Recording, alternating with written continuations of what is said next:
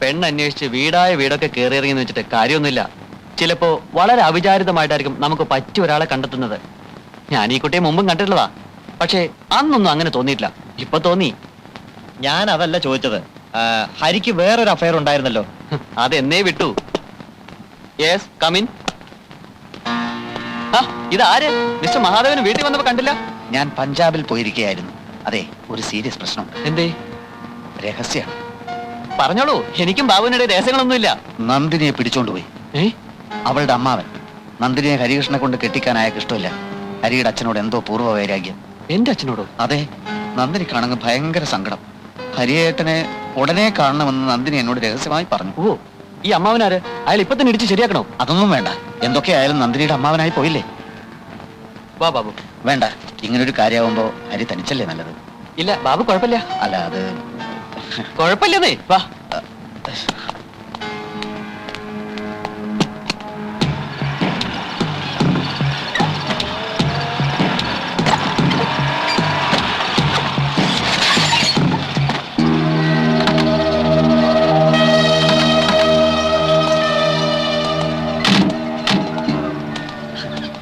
ഇവിടുന്ന് അങ്ങോട്ട് ഭയങ്കര കുണ്ടുകുഴിയാണ്, കാറ് പോവില്ല.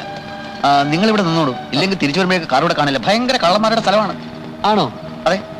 എന്നാ ബാബു ഇവിടെ നിന്നോളൂ, ഞങ്ങൾ പോയിട്ട് പെട്ടെന്ന് വരാം. ഇല്ല, കുഴപ്പമില്ല. വരും.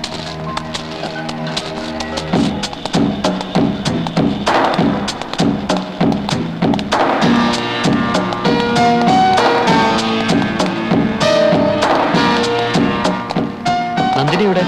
ഇവിടെ ഉണ്ട്, വരും.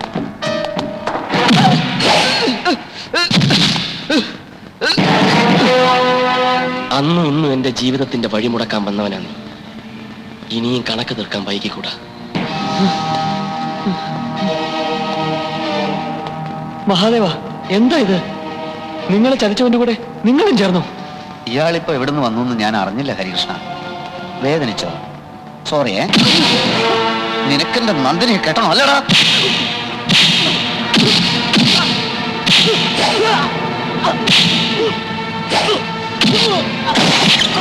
ബാബു!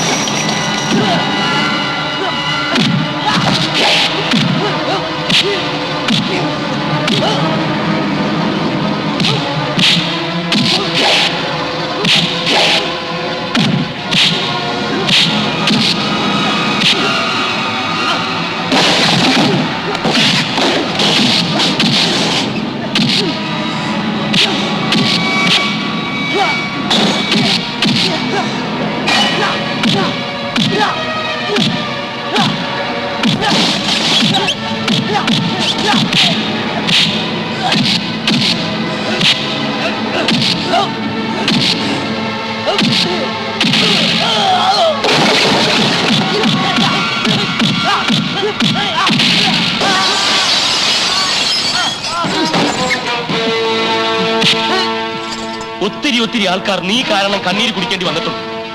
അന്ന് കോളേജിൽ വെച്ച് മരിച്ച ആ പെൺകുട്ടിയുടെ വീട്ടുകാർ, പിന്നെ ഞാൻ, പിന്നെ എന്റെ കുടുംബം.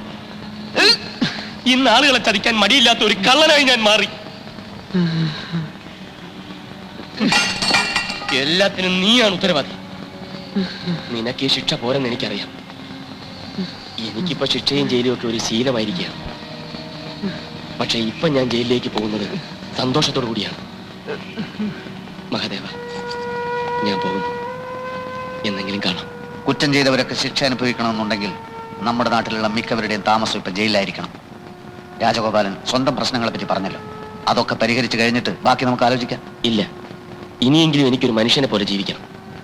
പോണം, എന്നെ തടയരുത്.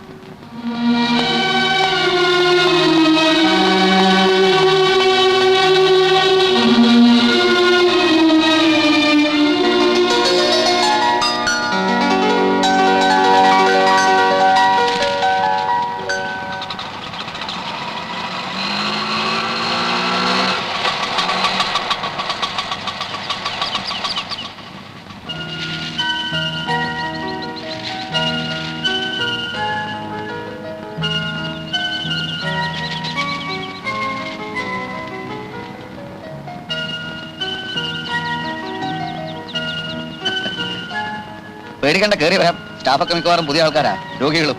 ശിക്ഷ കഴിഞ്ഞ് ഇന്നലെ ഇറങ്ങി. എന്റെ ചേച്ചി, വീട്ടുകാർ, അവർക്ക് വേണ്ടി മഹാദേവൻ ചെയ്ത ഉപകാരങ്ങൾ ഒരിക്കലും മറക്കാനൊക്കില്ല. ആശുപത്രിയൊക്കെ അലങ്കരിച്ചിട്ടുണ്ടല്ലോ, എന്താ വിശേഷം? അങ്ങനെ പ്രത്യേകിച്ചൊന്നുമില്ല. ഇതിപ്പോ പഴയ കഴുത്തറപ്പ സ്ഥാപനമൊന്നുമല്ല, ഓൾമോസ്റ്റ് ഒരു ധർമാശുപത്രി എന്ന് പറയാം. വാ. ആളിനെ മറന്നിട്ടില്ലല്ലോ അല്ലേ? Doctor Mrs Nandini Mahadevan. 6-7 മാസത്തിനകം ഒരു അമ്മയാവാനുള്ള സാധ്യത തെളിഞ്ഞു കഴിഞ്ഞിട്ടുണ്ട്. Congratulations. Thank you mister clean.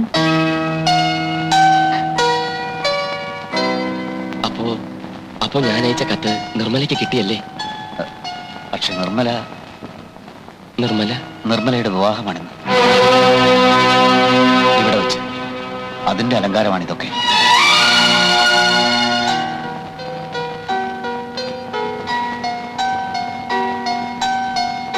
വരൻ മിസ്റ്റർ ക്ലീൻ തന്നെയാണ്. അത്ര പെട്ടെന്ന് സസ്പെൻസ് പൊളിക്കണമായിരുന്നു. ഈ ആശുപത്രിയിൽ വെച്ച് നിങ്ങൾ തമ്മിൽ കണ്ടുമുട്ടി, പരിചയപ്പെട്ടു, അടുത്തു, വഴക്കടിച്ചു, തെറ്റിപ്പിരിഞ്ഞു. ഇതേ സ്ഥലത്ത് വെച്ച് തന്നെ ആവട്ടെ നിങ്ങളുടെ കൂടിച്ചേരലും എന്ന് ഞങ്ങൾ അങ്ങ് തീരുമാനിച്ചു. പേടിക്കണ്ട, ജീവിക്കാനുള്ള സെറ്റപ്പൊക്കെ ഞാൻ ഉണ്ടാക്കി തരാം. ഒരാളെ പറ്റി രാജഗോപാൽ അന്വേഷിച്ചില്ല. ആരെപ്പറ്റി? എന്റെ അമ്മാവൻ മാധവൻ തമ്പിയെ പറ്റി. അതെ, അദ്ദേഹം അവിടെ ഇപ്പൊ പഴയ ആളൊന്നുമല്ല, ഭയങ്കര ഉത്സാഹിയ, എന്ത് ജോലിയും ചെയ്യും. അമ്മാവാ, ആ മാലയും ബൊക്കെയൊക്കെ ഇങ്ങ് ഇട്.